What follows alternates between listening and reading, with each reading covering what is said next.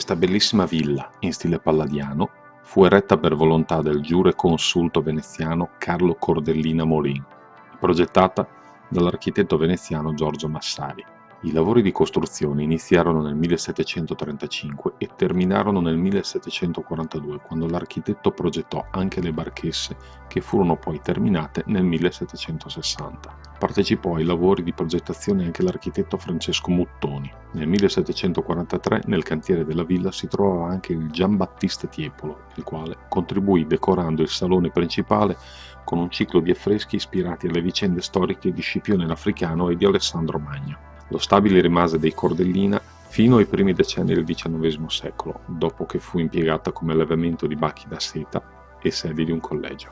Nel 1943 divenne di proprietà del conte Gaetano Marzotto e poi dal 1954 di Vittorio Lombardi, che finanziò un'importante campagna di restauri della villa e dei giardini circostanti. Nel 1966 la vedova del Lombardi donò l'intera proprietà alla provincia di Vicenza, che ne è ancora proprietaria e la utilizza anche come sede di rappresentanza.